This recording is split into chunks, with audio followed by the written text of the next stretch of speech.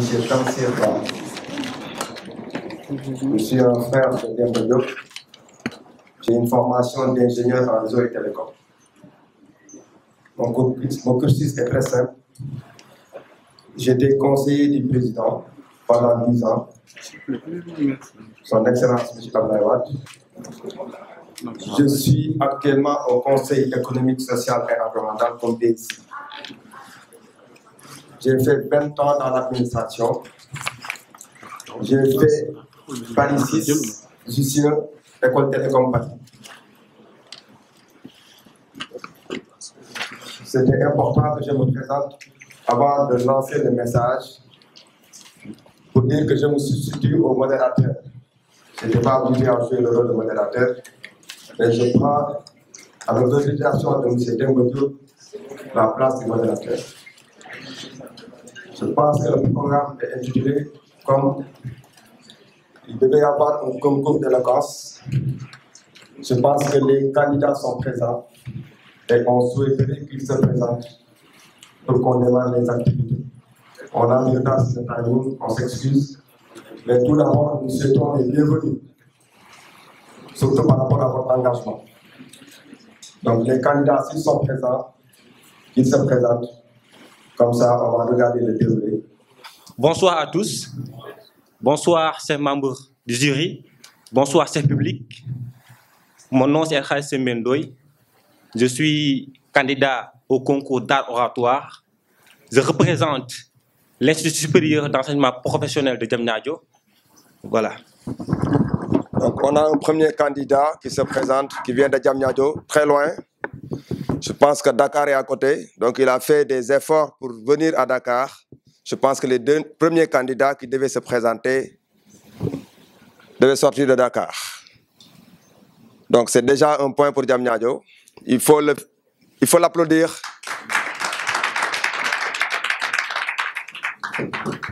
Bravo pour Diamniadio. Je pense qu'il y a d'autres candidats. Il y a une école qui est toujours en coaching, qui prépare un bon départ. Donc, on va attendre un deuxième candidat. Ça, c'est la grande école, là. Bien huppée, avec une tenue extraordinaire. À l'image de leur coach qui est venu en bleu aussi. Donc, madame, monsieur, vous avez la parole. Bonsoir à tous, chers publics. Bonsoir, chers membres du jury. Bonsoir à tous les innovateurs de cette conférence. Et bonsoir à tous les représentants des écoles. Je ne vais pas commencer sans dire bonsoir à mon directeur qui est présent. Bonsoir, cher directeur, et merci de nous honorer de votre présence. Donc, nous sommes des étudiants de l'Institut d'excellence des métiers de Dakar. Mon nom est Monsieur Madjou Michel. Je suis accompagné de ma collègue qui est Madame Fatih Kantendiaï. Donc, nous sommes ici pour participer à ce concours et prouver ce que nous avons à prouver sur ce que nous devons prouver. Merci bien. Bonsoir, cher jury. Bonsoir, cher public. Je me nomme Fatih Kantendiaï, étudiante en première année en agronomie à l'Institut d'excellence du Sénégal. Merci.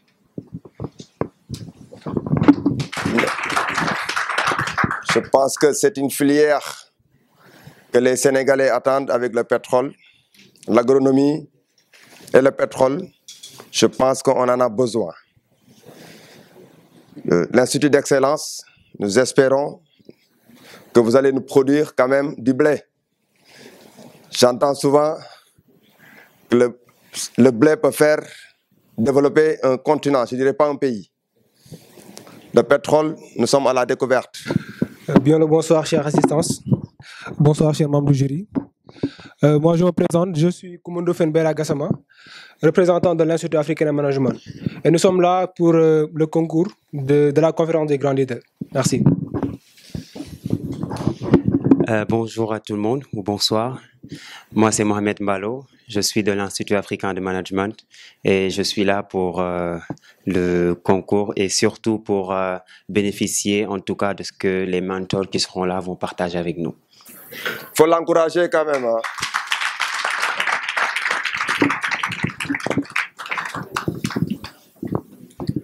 Je suis sidéré. Oui, je suis sidéré. Le monde avance. L'être humain avance. mais l'éducation n'avance pas. Les anciennes méthodes sont les nouvelles méthodes. Les nouvelles méthodes rompent avec les enjeux de l'heure. Les enjeux de l'heure sont oubliés. Mes chers amis, les vérités d'hier peuvent ne pas être les vérités d'aujourd'hui. L'homme a besoin plus de liberté, de compétences, de savoir-faire et de savoir-être, et veut reconstruire. En un mot, il veut entreprendre. Bonsoir. C'est un immense plaisir, un plaisir délicat que je me retrouve face à vous, ce serment public, pour présenter, pour discuter d'un thème important, à savoir quelle est l'importance de promouvoir l'entrepreneuriat dans les programmes scolaires. Mais avant tout, combien de nous sortent de l'école, ne pensant même pas créer de l'emploi, mais d'en consommer? Où est ce patriotisme, chers membres, chers publics? Le monde, l'Afrique, le Sénégal a besoin de créateurs, d'innovateurs, de solutionneurs, d'inventeurs. Mesdames et messieurs, je vais terminer en disant que le monde a besoin de changement. Apprenons les jeunes la création d'entreprises, le leadership, la responsabilisation, afin qu'ils puissent non pas subir le monde, mais de le façonner. Je vous remercie.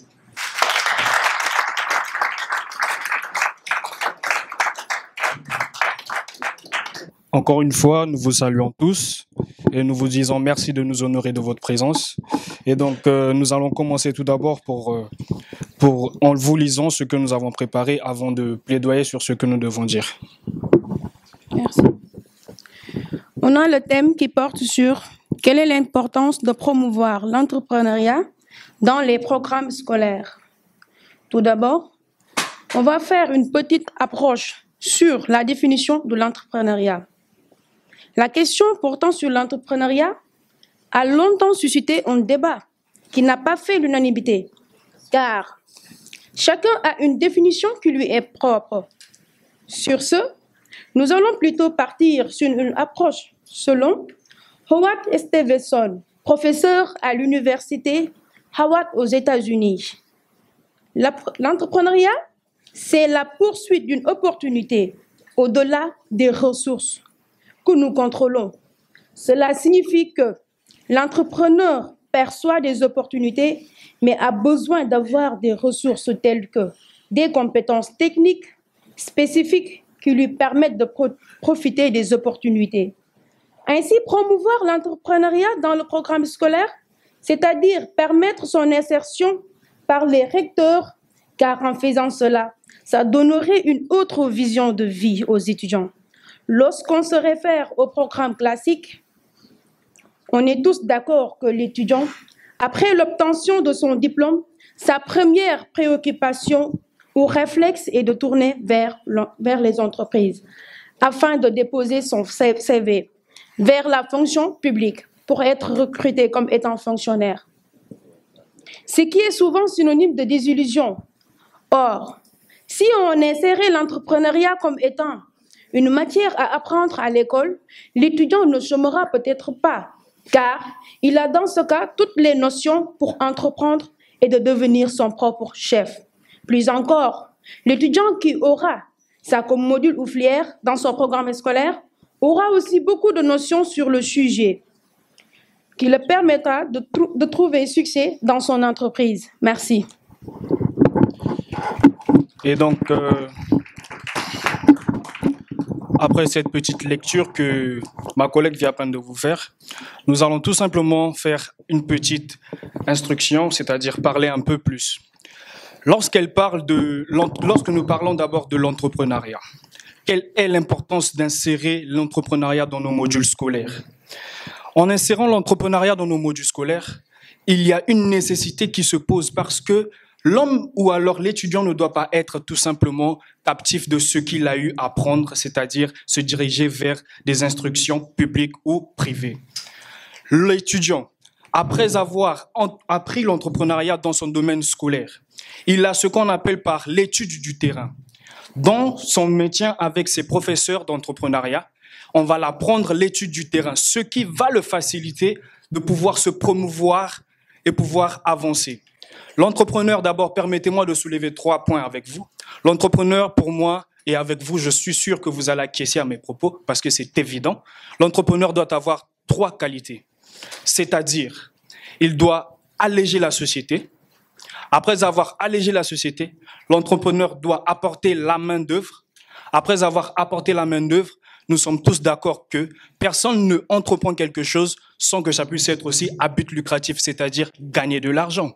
Donc, en allégeant la société, qu'est-ce qu'on entend par là? L'entrepreneur, lorsqu'il vient, il essaye, quand j'ai dit, il fait l'étude du terrain.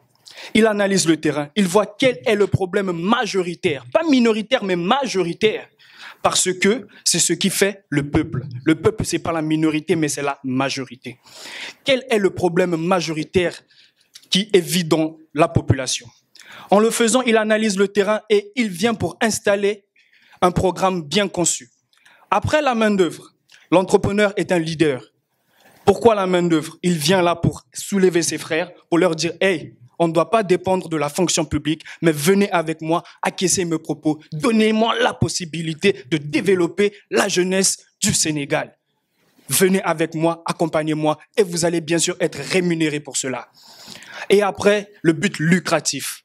Mais bien sûr, personne ne va se donner corps, âme et esprit sans pourtant gagner de l'argent. Ça, c'est impossible. Qui investit sans gagner quelque chose? Vas-tu aller acheter un sac de riz, le poser dans ta boutique sans attendre qu'on te paye? Tu dois gagner quelque chose. Tu ne vas pas le faire comme ça. Et l'entrepreneur, c'est un homme qui a un esprit d'analyse.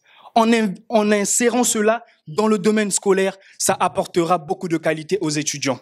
L'étude du terrain, l'analyse des fonctions et l'analyse des propos. Pourquoi insérer l'entrepreneuriat dans le domaine scolaire? Quelle est son importance? Sinon, quelle est sa pertinence? Insérer l'entrepreneuriat dans le domaine scolaire est très pertinent et très facultatif parce que cela va développer et faire ressortir ce qu'il y a au-dedans de chacun de nous. Parce que chacun de nous a quelque chose au-dedans de lui qui est, comme on peut le dire, sa qualité. Mais lorsqu'il n'a pas quelqu'un pour le booster, il n'a pas quelqu'un pour le motiver, il n'a pas quelqu'un pour lui dire que, voilà, si tu as ça dans ta tête, vas-y, tu fais ça, et voilà, tu vas réussir. Mais lorsqu'il l'a, je suis sûr qu'après les études, il ne va pas directement aller se diriger vers la fonction publique.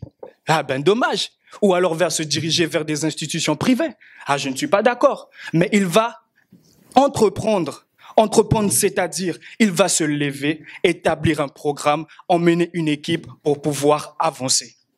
L'entrepreneur est un homme qui a beaucoup de conscience. Donc, en incitant toutes les consciences conscientes dans cette salle, je suis sûr que vous allez le faire le lendemain, car le lendemain appartient aux jeunes, le lendemain appartient à la jeunesse. Merci beaucoup pour votre attention.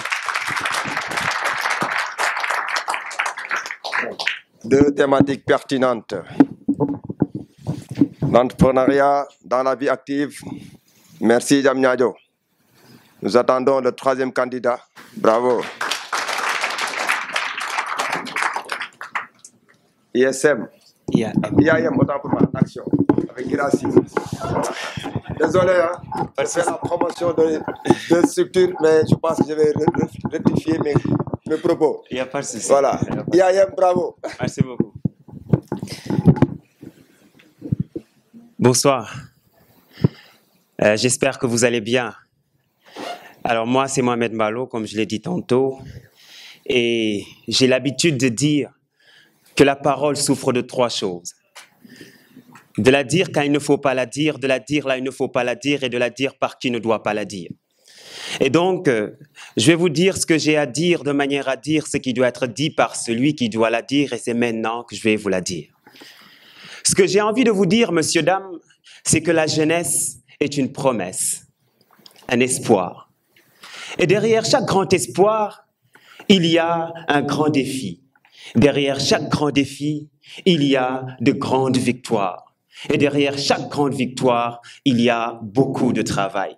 C'est d'ailleurs pourquoi, dans son discours de 2000 au stade Léopold Sédar Senghor, Maître Wade nous dit « Il faut travailler, encore travailler, toujours travailler ». Mais comment travailler si nous n'avons pas de travail? Car la majeure partie de cette jeunesse sénégalaise et africaine cherche encore le travail. Elle cherche toujours le travail et aujourd'hui, le travail de cette jeunesse est la recherche du travail.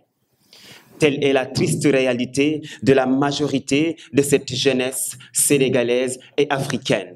Pourtant, l'Afrique est le plus riche des continents, mais l'Africain le plus pauvre, paradoxalement. Et généralement, ceux qui souffrent plus de cette pauvreté sont des jeunes.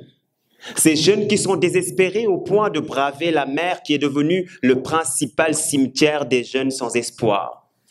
Ces jeunes qui sont désespérés au point de devenir des jeunes violents.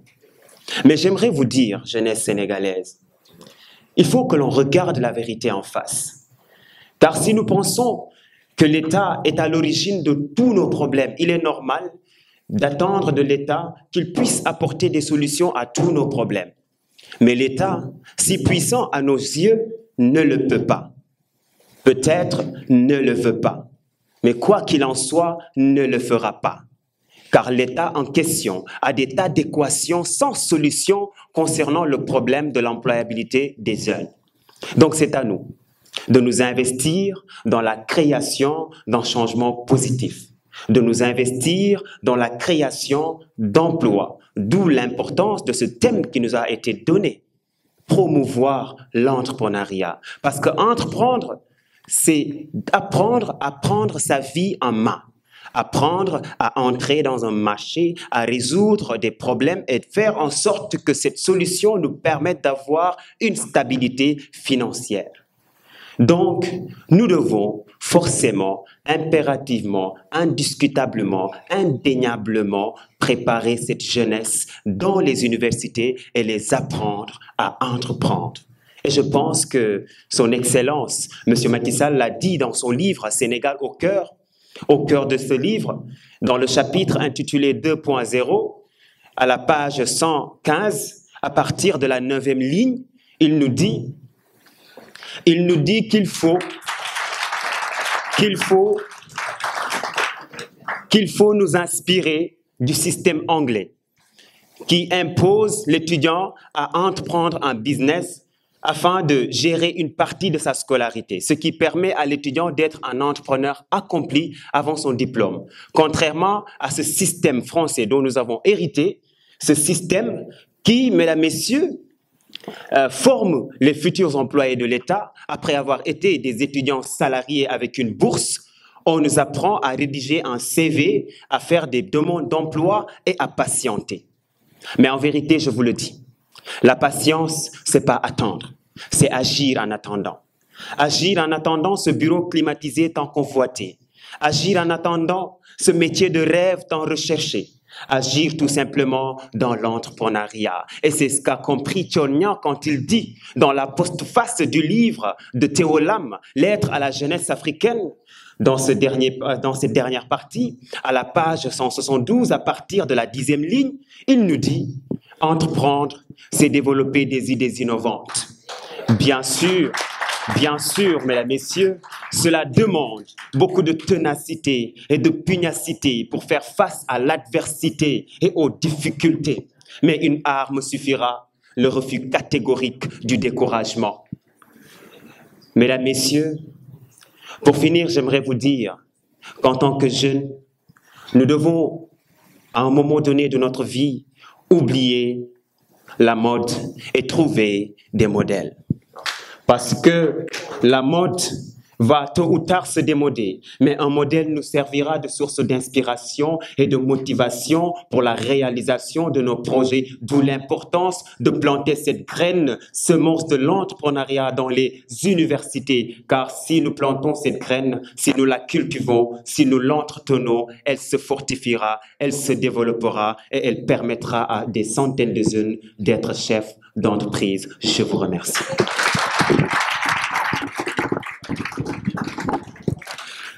Mesdames, Messieurs, si vraiment les mots sont la voie de la réflexion. Les miens vont prendre la parole pour vous montrer sa direction.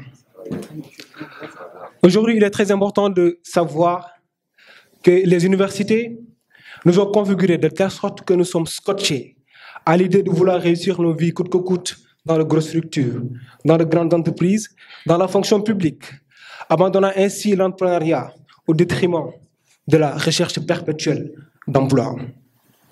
Aujourd'hui, les jeunes, ils sont en quête vaine d'emploi et n'arrivent pas à l'avoir. Et c'est en ce sens que nous nous sommes rendus à l'évidence, après une confidence avec notre intelligence, que promouvoir l'entrepreneuriat dans les universités est d'une importance capitale.